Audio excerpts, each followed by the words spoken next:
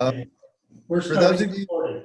I'm going to introduce myself. So I've got a couple roles. I live in La Cienega. I'm president of the La Cienega Valley Association. I've been doing that for about 15 years. I'm also co-chair with Felicity of the Santa Fe Rivers Traditional Communities Collaborative, which is just a wonderful group of folks that get together and talk about water issues. And obviously we, as we should be in La Cienega and La Cienega, are concerned about the wastewater treatment plant and how it's being run. And are there concerns that we need to be aware of in terms of what it may or may not be releasing into the river? So that's just kind of a general overview of our concerns. Obviously, if you look back over 20 years and going back to when the Wild Earth Guardians put in what we term artificial wetlands, we've had consistent issues with that ever since. And that was in those days, in that time, when there wasn't any community input required to do those kinds of projects. And so the Wild Earth Guardians and the city went ahead with that project, and it has become a difficult one for us to deal with for a number of different reasons. But going back, I mean, today's topic is really just about the discharge and issues with the discharge. We have had continuing concerns for several years about what is coming out of the wastewater treatment plant. And we were repeatedly assured that everything was fine, there weren't any problems. And it appears there may be some problems. And obviously as a community, we want to address those problems, get them taken care of, and get our river back to being a healthy place for everyone. And again, this is a river that provides lots of irrigation water. For those, I'm sorry, I sent a letter to the mayor yesterday, and I'd be happy to send you all copies of that later today. But we sent a letter, and you have to understand, these are traditional communities. So we have farms in La Cienega that depend on the river for their irrigation water. We have a beautiful little place, the Rael Ranch, which is in a little hidden place called El Cañon. We have one of the largest organic farms in Santa Fe County. It's 24 acres at Tres Rios Ranch. And then as you head down the hill into La Bajada, you have a number of subsistence farmers who depend on that river to be able to feed themselves. And so anything that goes in that river is a concern to us. And obviously, if there are issues with the Clean Water Act, we would like to start talking about ways to figure it out and solve those problems. So that's kind of a real quick summary off the cuff. I would be interested to see if there's any, what kind of documentation we now have about what is going into the river. So this may be for Alex or Mike. Do you guys want to do a presentation on what's going on? Well, there's a lot of questions there. Going through the plan and thought process of moving forward with getting the plant to a better place for one, and making the water quality as great as possible going out. We are moving forward on two projects. That one of them was to start getting rid of our solids, being able to remove more solids from the system, and that's the digester project. That project should be completed here in the next month or so to be to full completion, but the system is already online, and we've already noticed that it's helping a lot to be able to contain those solids. The other project is set up for this summer, and we're looking at replacing air equipment, replacing what we call blowers. They're just large, pretty much a machine that'll blow air out into the system. Well, the ones that are here are aged. The new ones we're getting are really state-of-the-art turbo style blowers. They completely change the difference from what we're using now, that's more like a vertical fan that is sort of like a lot of airplane propellers in a row. What's that do? So the process we use is aerated mixing of biological treatments. So you need to have enough air in the treatment system to have the bacteria basically eat the waste. Now, right now, the way that the older air systems are in play, we get to the point where we have just enough, and that's pretty much it. But it is enough. With the change out to the new blower system, we do multiple different things. That one, we save. We're only going to use about 1/10 of the energy that we do on those blowers, on the older blowers. Another change that's in there also is they're more controllable, so you can raise or lower the air. We deal a lot with dissolved oxygen inside of our basins. So the dissolved oxygen content is measured, and you keep measuring it constantly to maintain a dissolved oxygen that you're looking for. Now, the required air to get to that point, we're there 100% of the time at the moment, but any kind of added solids will take us out of that point where it'll be less dissolved oxygen in there. And the bacteria are like a living being. They're like a human. If you start constricting someone's neck and taking away their oxygen, well, we already know what's going to happen. You die. Yep. We need to keep them aerated. Well, in that whole process, the plant runs very well. I have a few documents here that can show,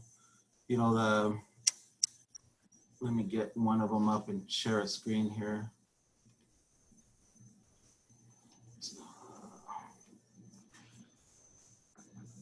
Let's see. Why are you not letting me share a screen? There you go. See if it goes. Yep. All right. Let me. You got it. My slides are going up. All right. So in this first graph that you can hopefully see, there we go. So this is the BOD and TSS since 2007 range. So BOD is biochemical oxygen demand. It's one of the tests that we take to try and it's I guess an indicator that would show how much we're removing from the process as opposed to how much is coming in. Any kind of waste coming in will have a certain BOD. So 45 is the maximum daily that can go out on any time out of the plant, so that you're not breaking the MPDS permit. Now, if you go through and you're looking through 2007, a lot of this coming out, issues that were had causing the BODs to go up, were basically they were having issues at the time. They got it kind of under control, but it was spread around, and it was usually in seasonal ranges. Here it was, I believe, 2008, and right in the, let's see, February through April-ish area also again. So the seasonal BOD removal had issues there. They found out and learned a way to set up the plant to get it to a point where from right after the 2011 area, all the way into 16, the BOD was taken care of. It was always way under the limit and getting through there. So you push into 2016, 2017, 2018, and current, everything switched from trying to remove the BOD to now working with nutrients. So nutrient studies were made, adjustments needed to be made. They got into a point where engineering companies were brought in to try and remove nutrients. Well, if you kick over to this next graph into nutrients, all of this area was pre-tested, or wait, hold on. Yes, there we go. All of this area in the blue and yellow were pre-tested by the plant for the nutrient levels, and working into the nutrient studies, trying to find out how to remove nutrients at a lower level. Now, currently, I believe the highest one is in a 9 range.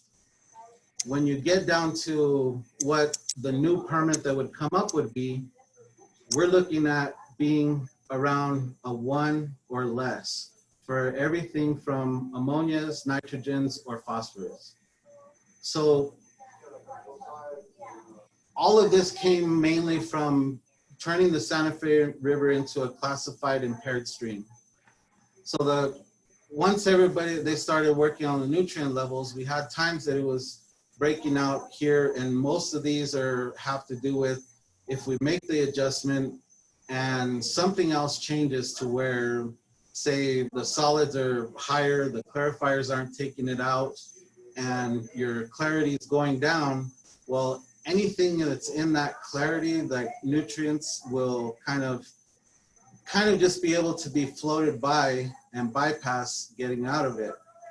Well, a lot of this work was going through. We knew in the 16, 17, and some of 18, why it was happening was just the changes that were being made. Well, starting in 19, there was a gate on one of the aeration basins where the air goes in to mix with the bacteria that was locked closed and could not be opened. While the plant was used to running on 2 sides and keep definite purpose of being a parallel system. I came in January of 19 and started working with the staff here, looking at, okay, we're down to 1 basin. We've got contractual assistance through engineering firms trying to make that process work to deal with the nutrients, the main thing, because the permits are coming up, things are going to happen. Well, I got to kind of push back a little bit here. In 2019, in September of 2019, there was a stipulation in the permit when it was made 4 years ago that there would be a forbearance of meeting the nutrient levels that were written in until that range. Well, starting in September, the lower readings that were proposed came in, so it's turned into the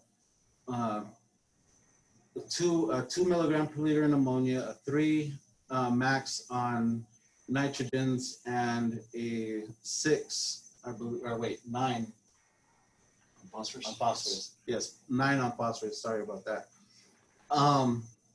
So once they came in to be in those ranges, it was standard, it had to be met.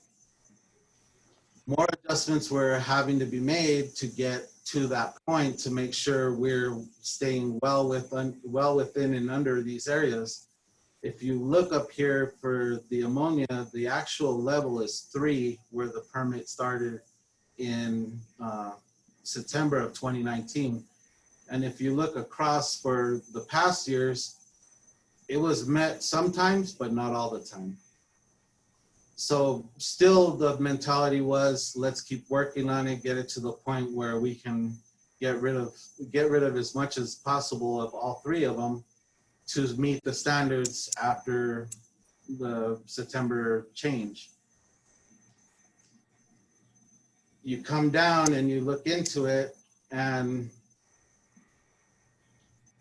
you get to the point where you're making so many changes that it affects more along the way, is basically where I'm trying to get to. Now, coliforms is more the indicator organisms that you'll see in here of fecal or bacteria. They're the indicators that we're testing for the actual output coming out of the plant for bacteria in the water. Now, the max limit is 420. You look into previous years, and yes, 19 and 18 have had more, a higher consistency of having more bacteria going out. But as a wastewater treatment plant, there are times that you are going to hit that limit. The disinfection that goes on is ultraviolet here at the plant. Ultraviolet light, once you get over a certain turbidity, ultraviolet light becomes sort of decreased in its ability to get rid of the virus problems. So on a regular basis, this isn't very good to see of a program, you know, for since 2007 of having spikes along the way. It did get worse in here. Most of them were because of the adjustments. Now, the added deal with our new construction will help in reducing this, just for the fact that it'll help in reducing turbidity in the water at all times. When you have better sludge, a better treatment, you tend to get a lot better settling, which in return gives you clearer water, is what turbidity is really the explanation. So that piece is actually pulling from 2005 to now. Shannon's, the ones that he was showing the other day, were broken down into actual years. So it does clear it up a little. This is kind of smashed in and makes it look like, you know, oh my gosh, it's the whole year. It isn't really. The numbers that are down at the bottom are the actual pivot points, and you have pieces in between through here that would look a lot different. I can come up and let's see. Same here, you know, they're condensed really close because they are for such a, you know, at least 10.5 year period. So it's giving you a lot more distance. The graphs, if I stretched it out, you know, a lot further, you'd see the difference changing in it. Now, it's not any excuse to sit there and say that just because it happens everywhere, you know, we're just gonna sit back and say, no, that's normal, it's a wastewater plant. It's guaranteed not our intention to ever go out of any of the permitting. The permitting for, let me try to jump out of this. The permitting for, which one? At the very top? Oh, there it is. The permitting for any plant, and what we're striving for, is to always stay within the permits. Now, a lot of the testing that was done and a lot of the sampling, changing of process ideas or ways that we run the process, we've pretty much just kind of, I guess it's more or less a stop. We wanted to get out of that. We're not going to try anything else until we can get the plant back to a situation where we're staying in compliant for a long enough time that we're comfortable staying there in that spot. Before we make any other changes to the process, the plant was built for removal of a certain amount. And really what most of our external contractors were trying to do was tweak the plant just enough to make it do a little better and get rid of more nutrients, or just get that next lower level. What we're looking at from all of this process and what's gone on is more maybe just stepping back, letting the plant do what it can do, and look forward to finding other additions to the plant that will get us into those nutrient levels or any other more stringent requirements. So really the biggest piece of this is, today we cut down half of what our fecal coliform amount was yesterday. Tomorrow we should be a lot closer, hopefully even under the amount for the fecal coliform. And the fecal coliform one is a whole nother permit from, say, our MPDS permit, what is allowable down the river. The fecal coliform permit is only for our land application of reclaimed water. So it's two different pieces. One does kind of coincide with the other at times, but a lot of times we're well within the MPDS, but not the DP 289. So the two permits have to be broken down differently. The process right now is getting to the point where it looks like it'll be passing on both without an issue in the next few days. We're not going to make any other adjustments or anything along the line of changes for trying to meet any other permit limits that are either future or upcoming. We're gonna just stick to getting the plant to treat exactly how it should, when it should, and not move any, not skew either way off of either side on that one. There never are guarantees that, you know, everything's gonna work perfect. It is a living organism. I mean, we kind of laugh and say, you know, there's no silver bullet, there's no, you know, it gets indigestion, I can't run to the store and buy some Imodium for the plant. You know, it's just one of those things that the keeping track of those, of that bacteria and keeping it in its optimal range is the only way that we can keep up making the plant run right. And we can't make changes or skew in any other way to try to remove something else that the plant just may not be able to remove.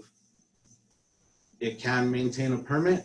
That shouldn't be an issue. So we know if we run it in that format, we shouldn't have a problem. Councilor, go ahead. Well, go ahead and then we'll talk through. No, I was going to ask Councilor Rivera if he had any observations or thoughts about this.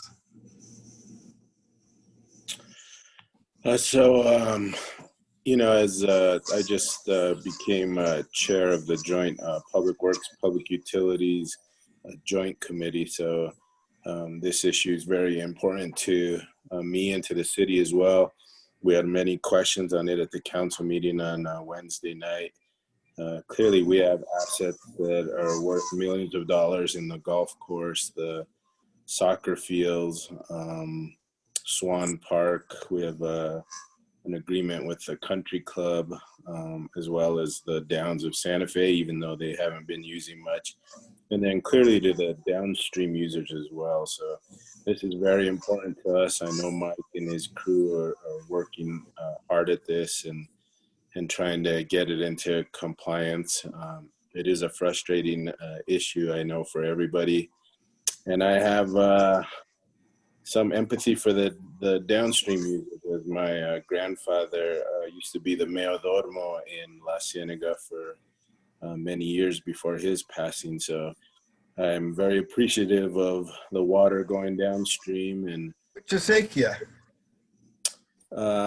I'm not sure the name of the acequia, but his name was Frank Rivera. So, Man, I love Frank Rivera. yeah, I mean, yeah, he's the one that had that little farm with the teddy bear on the fence, yeah, on the gate. What a great person. he had Oh, some. I'm touched. So you come from a good family. Well, thank you very much. He did have some creative fencing ideas, including an old mattress. Absolutely, the springs and mattress. everything else. The metal mattress, absolutely. Yeah. That brings back some great memories. But so you understand this better than some people, that's for sure. And so now my concern as a resident, as a person who is involved in the community, is how concerned should we be about what's going in the river? I mean, we have people walking dogs, we have people riding horses, I mean, you go from the city land, you go to, then there's county open space, there's BLM land, which is open to the public. And so how concerned should we be about what's in that water?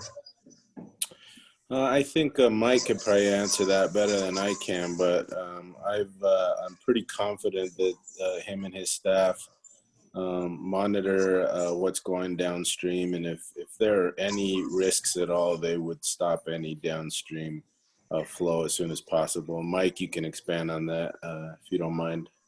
Well, I would like to also mention that I walk down there on the river every night. I actually live off of Tayalisa on the river.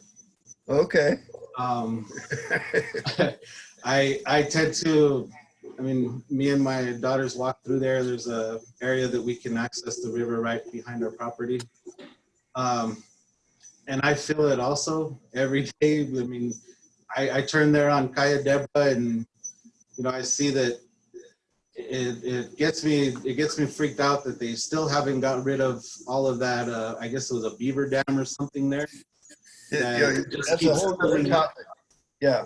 Yeah, that just keeps pulling up right there. And you know, I noticed probably about a month ago they went out and cleared that bypass, but it filled up with sticks the next day.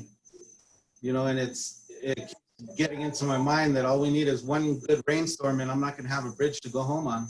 You're right. But you know, there was some indication that I was to a point where I felt I shouldn't even get my family anywhere near it.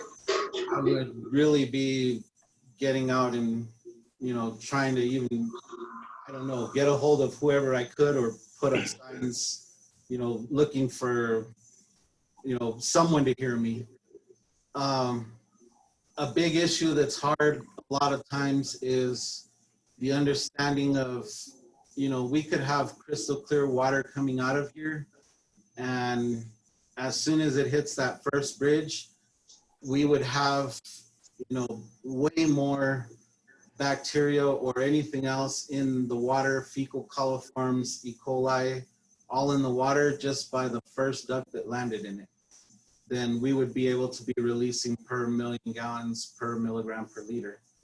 So the area that's there, I mean, I know I've seen a lot of elk trampling down those cattails lately, and them tracking through there and discarding their belly contents all day doesn't help one bit.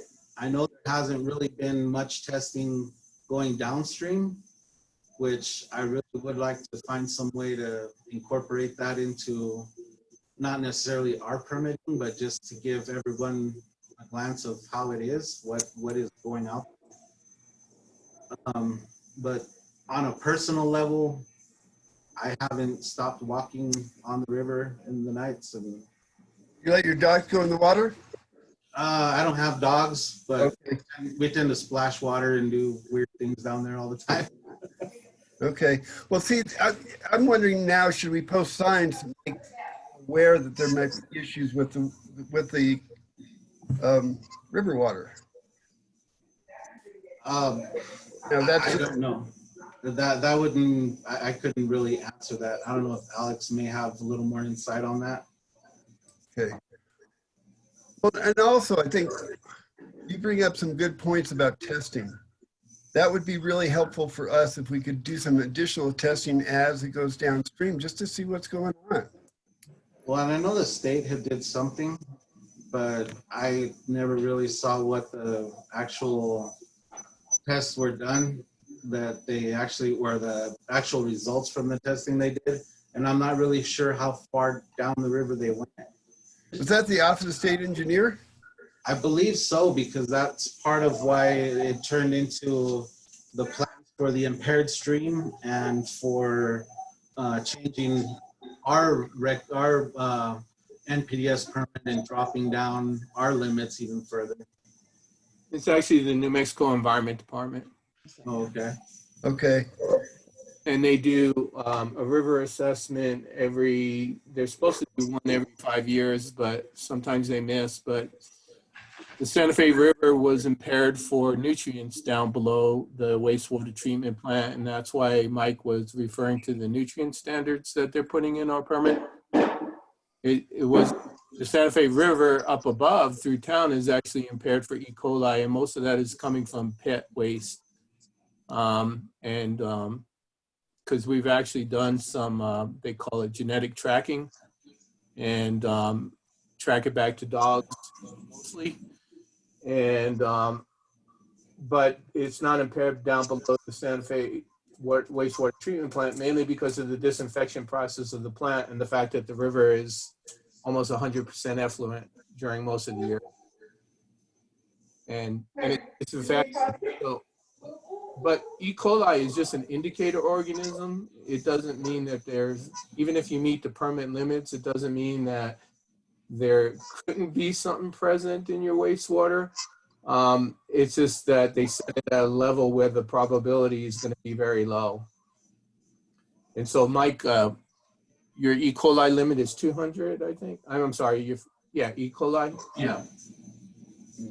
And so we have exceeded that, and a lot has to do with the process problems that are going on at the plant. Actually, Alex, just real quick to break through, E. coli is 410. It's fecal, it's 200. Yes. Okay. On the different permits. So yeah, what Mike's referring to is we have both an NPDES, National Pollutant Discharge Elimination System permit, that allows us to discharge into the river. And then we have a groundwater discharge permit that allows us to use the effluent as an irrigation source on the golf courses and MRC and other areas. The discharge permit basically covers land application of wastewater, and the NPDES permit covers the discharge to what they call waters in the United States, which it's unclear where that's going to go. We don't know. Santa Fe River may no longer be a waters in the United States, but Mike was referring to the nutrient standards, and basically the last permit that was issued to us required us to meet a certain limit within 3 years from the date of issuance. They put us on a schedule of compliance. And that's what Mike was referring to when he said we were working towards those limits under the schedule of compliance. And so in order to do that, he had to adjust his treatment to try to remove nitrogen and phosphorus. And in doing that, he had to change the process, and it affected other constituents like TSS and E. coli while he was doing that. We're going to have to continue to deal with a more stringent nutrient standard as time goes on. So that's why some of these projects that were referenced, the aeration basin upgrades and different unit modifications, are being discussed right now and actually being implemented. I think you guys already have an RFP on the street for the aeration basins. We're actually going to try and get through committees, these next few committees, to approve our award. Okay. So the project is set for sometime this summer. COVID has really put a hamper on a lot of things for everyone, including just being facilities closed down. We did a lot of pre-purchasing, and now we're getting word that the places we're pre-purchasing equipment from, some of them are closed down at the moment. So we're trying to push it still through the summer, may get into the winter a little, but really kind of just reiterating on what Alex was saying also. We're taking a different direction. We're not going to try to tweak this plan anymore to try to do something that we're figuring it possibly can't or get very much better results from. And we're just going to look forward towards any other permit limits that are dropped down and more stringent. we find some other apparatus or way to not, to be able to treat down that product, not the whole plant changing and making, you know, drastic measures to make it do that process. It's kind of funny that you do all this work and then you turn around and you want to go back to how things were before. But that seems like it's going to be the best idea and the way to get back. Another thing, kind of just thinking through, and I said COVID, it made me think. So there was a question that was sent out about the COVID testing. We're all, how do you say it? Like the water industry, that's like, everybody wants to test everything. And we really do want to test everything. We got some information finally from some outside sources that they're saying they're trying to figure out how we can do it here in New Mexico. We haven't done it yet, just for the fact that this is so new, and how can we get it out to even try it. It's not as easy as swabbing the inlet water. So they had to go different ideas and ways of how they could test for it. Once the company that has acknowledged interest with us gets an ability to do the testing here in New Mexico, we've already thrown our name in the hat that we'd like to know. So that's pretty much to that question, as much as I have. Just, we're really interested in it too, just for the fact that if you Google, you know, COVID testing in wastewater, you'll find some interesting pieces in there that will give you a lot of information, and it's pretty. Yeah, go ahead. Part of what I'm hearing, Councilor and Alex, is this is an old system. This is an old plant that needs some upgrades. Is that correct? Yes, and that's exactly what we're doing. Making. Yes. The standards have become more and more restrictive over time. Mike's standard that he talks about for E. coli and for fecal coliform is based on primary contact. So the use is determined to be primary contact. But there's also other uses of the Santa Fe River that are not being impaired. So when he exceeds that permit limit, he may be exceeding the primary contact standard, but he may not be exceeding the irrigation or the livestock watering standards. Okay. But with regards to nutrients, the plant as designed cannot treat down to the levels that NMED is asking us to treat down to. So there's a definite requirement for upgrades.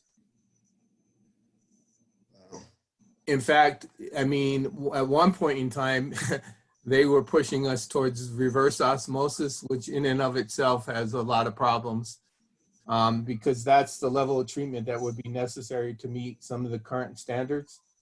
And so what we're talking to them about is a temporary standard that would allow us not to have to meet the most stringent standard, but a temporary standard for a period of several years, and that could be renewed up to 20 years. But the standard that would be implemented, it's still very restrictive. It's just not pushing it to the point of treating it with reverse osmosis.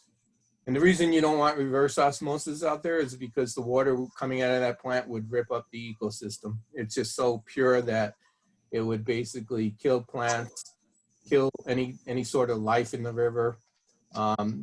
Just because it's very, very aggressive water.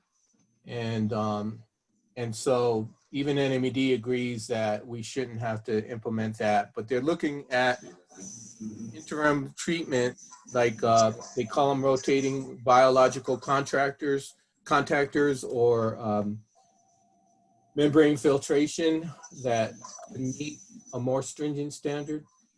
And so we're working with them on that right now, but back to the current situation, just to meet the current nutrient limits that Mike has in his permits, the plant still needs to be upgraded. So that's why Mike's in the process of trying to get these upgrades through council and approve so that he can implement that rehab project. So yes, the plant cannot meet current standards the way it's designed.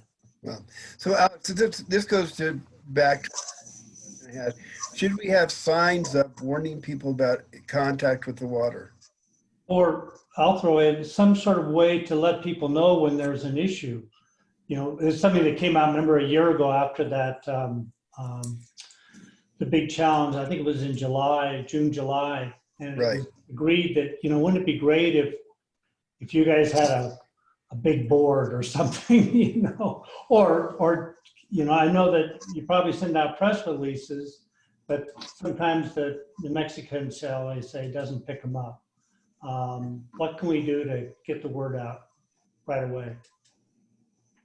Do you think? I think that we could come up with some form of public notification with primary contacts. And I know that was discussed last year, but I don't think anything ever was put into place. So like we could notify your association and other associations when this type of effluent is being put out to explain that it meets standards, not necessarily the most stringent standards, but it does meet standards for, say, irrigation. We could definitely establish a line of communication. I think that'd be the best. Yeah. We don't have a problem for signs per se, but you put a sign up on the river and everybody's going to be questioning. Do you see what I say? If you say this is not potable water, don't drink, don't ingest, don't come into contact with, they're going to be like, well, why not? And it's not necessarily true that water is always not suitable enough to come into contact with. So I think a way of communication, a means of communication would be the most logical and reasonable route. If you guys think that would help. It absolutely would. I mean, if you go back to that event last summer, is we didn't learn about it until it was in the paper and the golf courses were having problems. And that's just which work. I mean, we're the ones that have that first kind of contact with that water, and it would have been nice, especially with people, livestock in the water, or, you know, who are farming with, that it would be good to let them know that there's some issues with the water. And also, we can't forget the Baja that depends on some of this water for its drinking water. They have a gallery collection system, but it's actually river water that's being in some way processed. So they are especially concerned about situations like this. Rightfully so. They actually have a gallery, an infiltration gallery? That's my understanding, yes. Okay, I'll check into that because yeah, if there's an infiltration gallery and it's in direct communication with river water, then they definitely have to meet surface water treatment standards at their facility. And this is, but they would be one of the people that we would definitely want to notify. And that's the Mutual Domestic Water Users Association. Yes. And I'll double check to make sure, but I'm almost positive that's correct. It's a combination of some springs that they depend on, but it's also a gallery filtration process. Okay. So Alex, would you be the contact for us then to establish this network, do you think, or who would we talk to? Well, I could certainly assist, but I think Mike would probably want to be the lead on that. And since he has a daily handle on his process and what's going out, they do the daily testing and they know within 24 hours of taking a fecal coliform test what the quality of the water is. Okay, is that okay with you, Mike? So is there an email that I can send out notice to? That would probably be the best form of communication. If there's an email that I can contact, once I get results in, I can go ahead and issue a notice along with all the other users. That would be a good idea. Immediate email out to everybody. Correct, yeah. Yeah, that would help for sure. And I'm Carl- thinking, Carl- Carl, oh, go ahead. Sorry, Carl, do you know if a lot of your residents are on apps like nextdoor.com or anything else that they could get a mass communication? Well, we have an email list that goes out to about almost 300 people that I have. And then the next door really hasn't caught on. We maybe have 100 people on that. It's definitely one of those things that would be helpful. Mhm.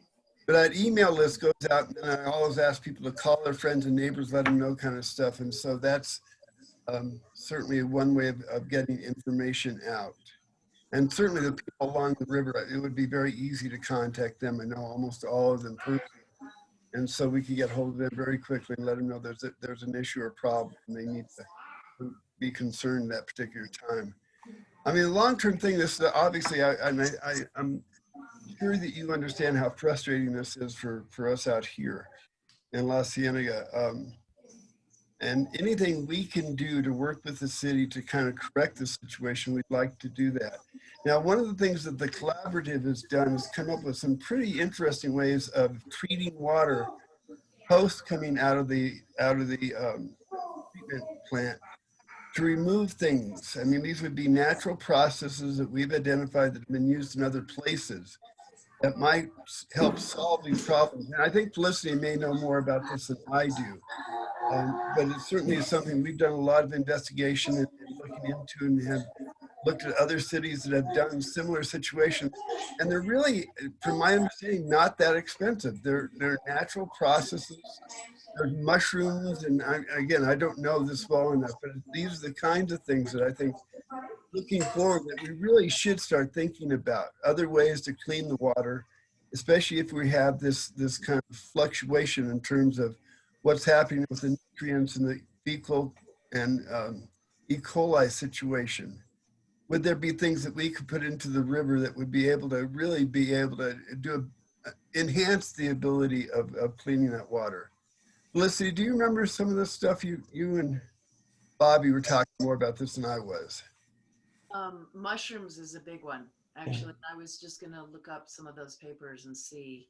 And I don't know where in the process they would go. Have you guys heard about that at all? Yeah, I remember I worked with Bobby a bit on that. It was bioremediation, and it was actually mushrooms along the banks below the outfall of the plant, along the banks of the river, and in gunny sacks and this kind of stuff. So the water was flowing, through the mushrooms.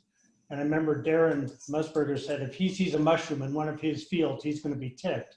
But the idea was to try and use a bioremediation, and we bounced it off NMED a little bit, and they were like, yeah, bioremediation is valid. Now, we never had a written proposal out there or calculations, but that may be one of the next steps.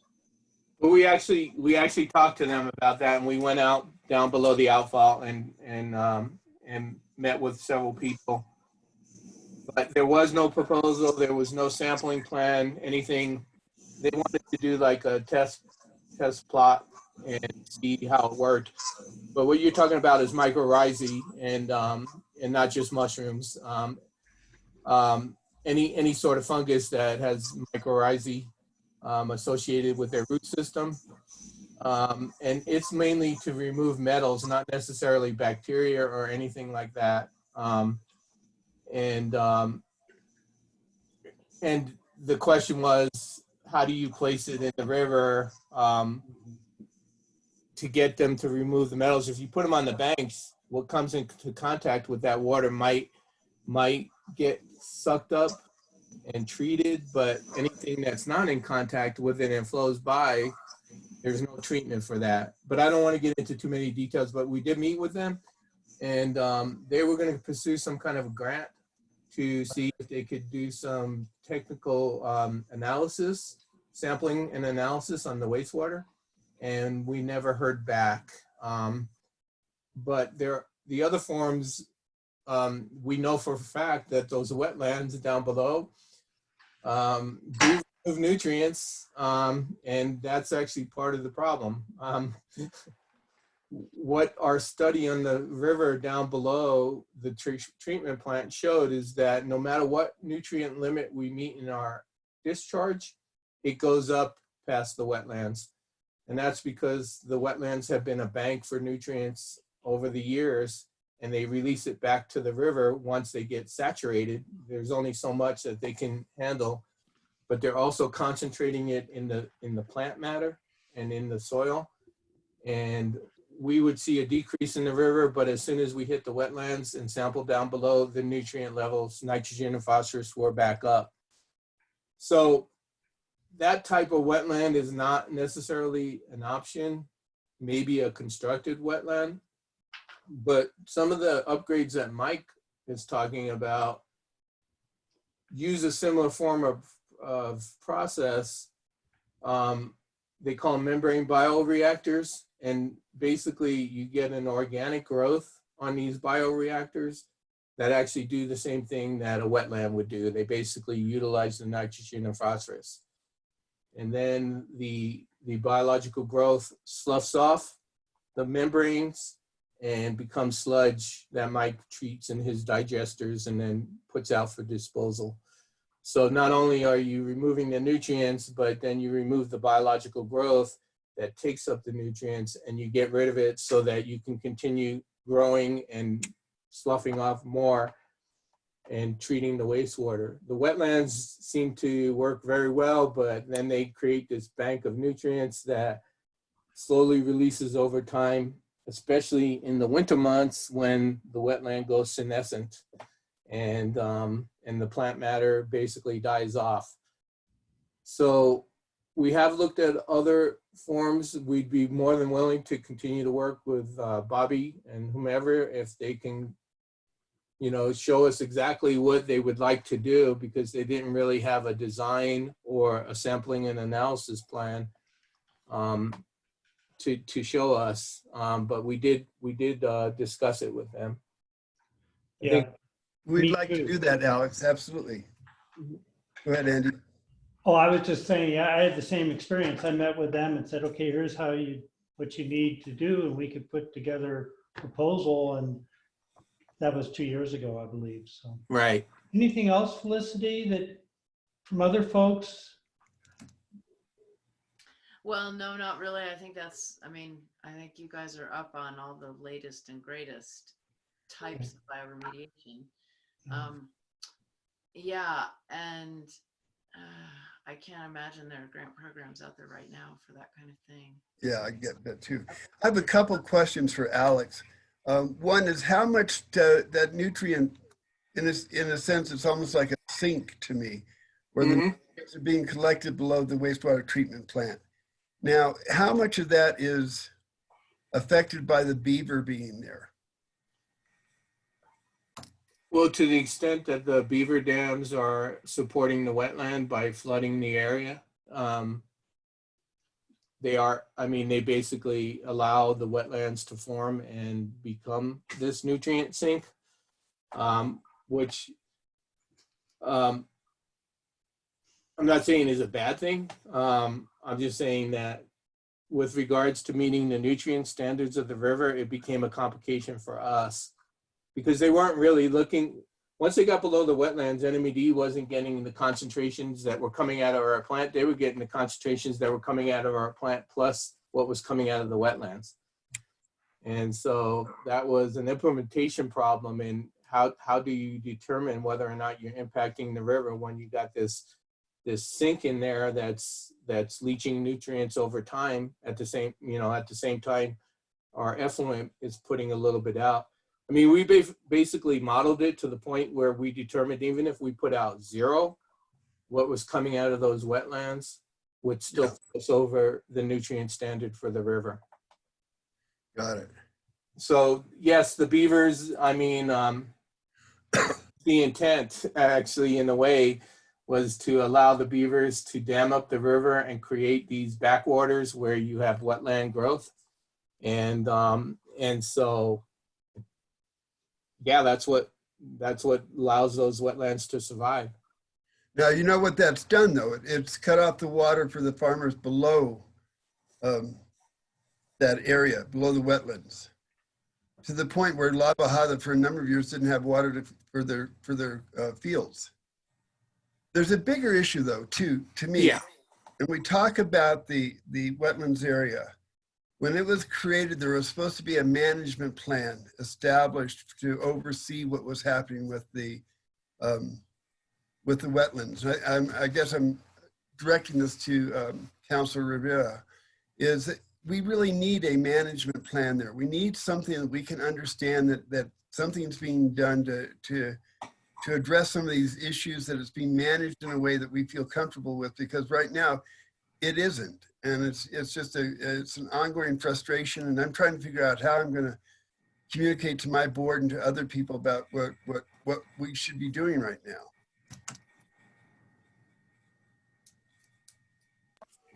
Yeah, thanks. I can appreciate that. I think with downstream, it becomes a little difficult, and Mike or Alex, if you could chime in on this as well, but at some point it switches from city to county property, and that at times can create some issues. And we probably really should sit down with the county and come up with some kind of agreement on how we're gonna handle that downstream area. So duly noted, we can work on that and come up with some kind of plan or idea. That would be great.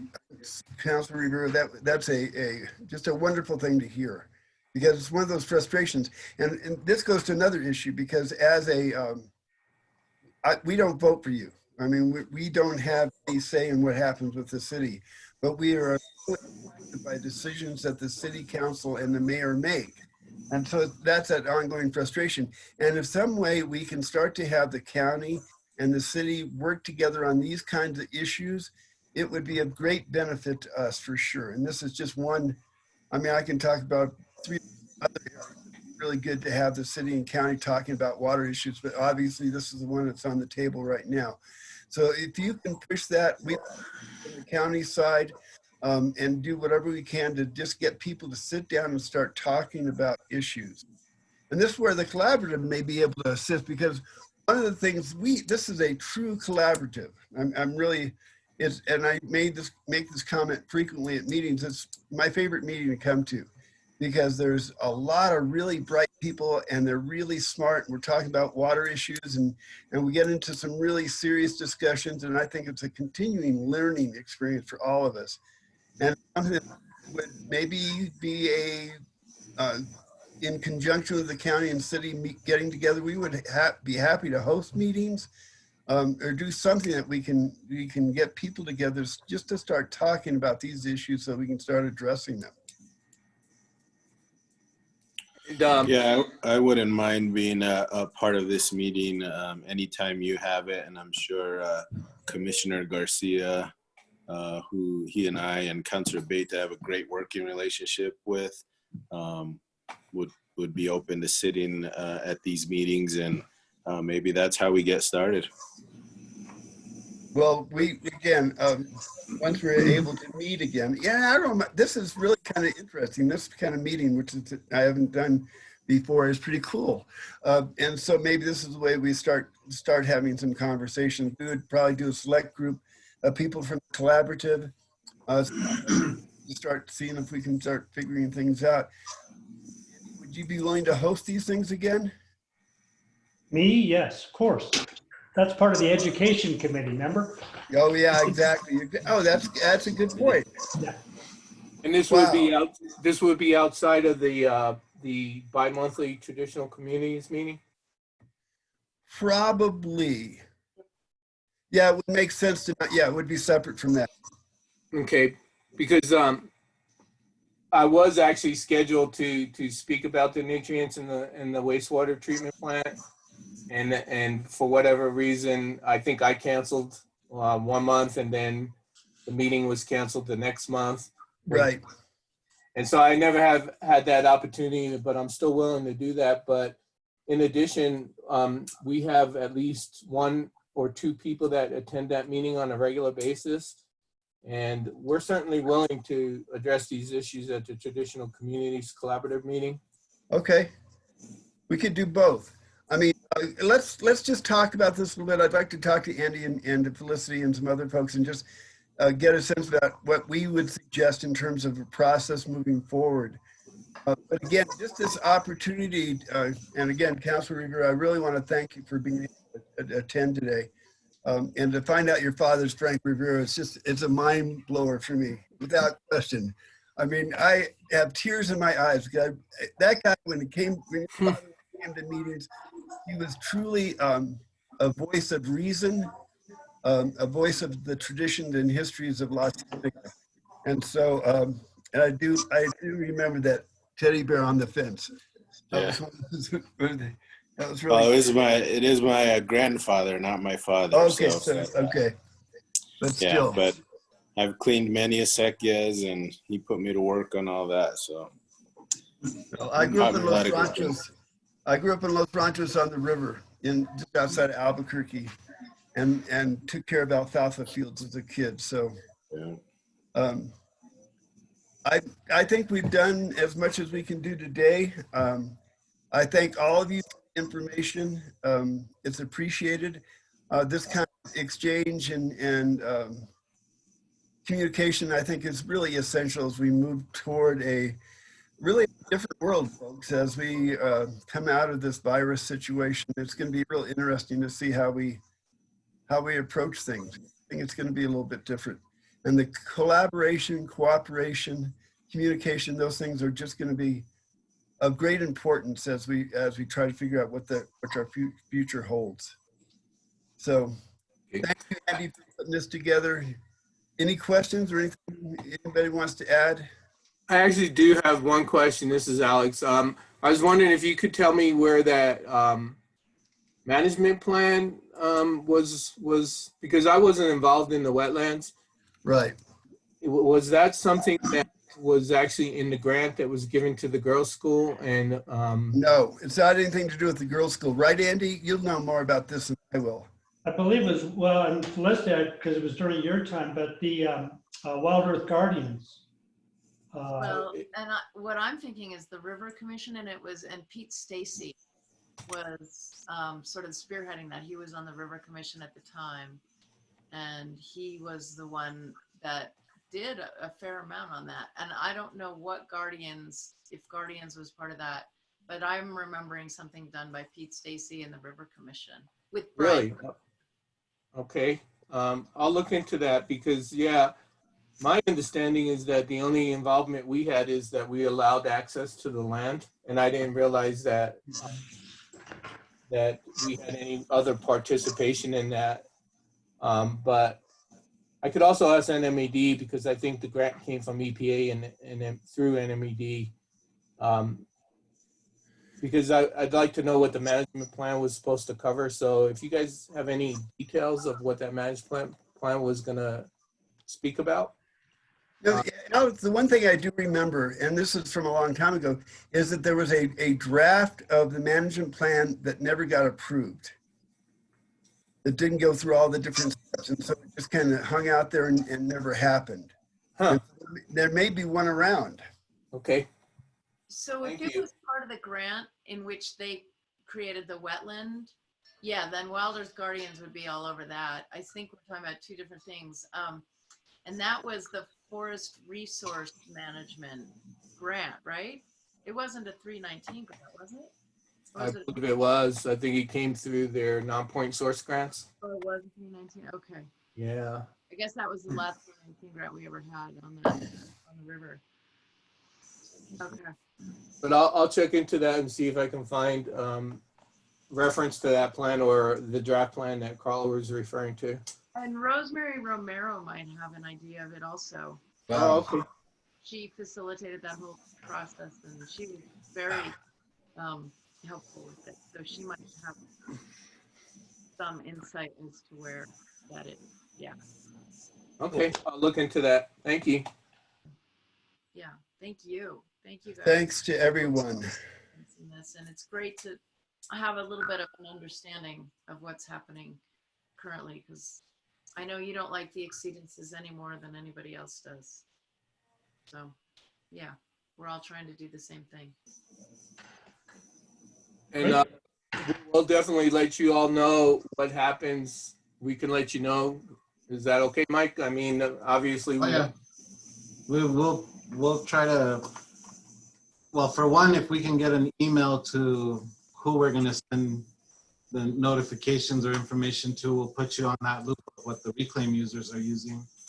The other piece with that is, as we progress or we see, you know, changes for the better or worse, we'll try to keep you also in the loop just to, you know, some kind of little update here and there if we're not in one of the meetings that you guys end up making in the future. I personally wouldn't mind being in the meetings also, because I do also have the game. I live right down the road. No, I know you're a resident. I want to hear more about it. So You get our newsletter, the Los Angeles Valley Association newsletter. I just started. I think the last two I got. Okay, good, good. I write those. They finally figured out I live there, I guess. Good. So yeah, I did get started in the newsletter. So, Yeah, you brought up something, Mike. I think we should let the folks know too, as soon as things get better here with your E. coli and your fecal coliform. This way Sure will. that they're aware that at least the problem has been resolved for now. yes, and I'm not sure. Should we just start with your email since I already have it, Andy, or? Yeah, and I was thinking Carl's, I'll coordinate with Efren, if that's okay. Yeah, that's fine. Sounds good. We'll use Carl's and mine, and we'll use that as the start of a distribution. Yeah. Okay. And if you guys have any questions, you have my email, my phone number. You can, any questions about nutrients or technical questions about our permits, I'm more than willing to answer whatever question you may have. Super. Thank you. Great. Thank you all. And that's it. We did record this, so you know again, and we'll probably plop the link on our website and let you all know it's there. And Great. Thank you. Thank you. Wait a minute, Andy, you didn't tell me you were recording this? cut you out, Alex. Look Thank up God in the left corner, Alex, of the screen. It says recording. Thank God I had my camera down. Yeah. That's why I asked. Well, Okay, I have pants on. I promise I have pants on. So Okay, thanks a lot. thank you, Councilor Rivera. Thank you. Thank you very Thank much. you all.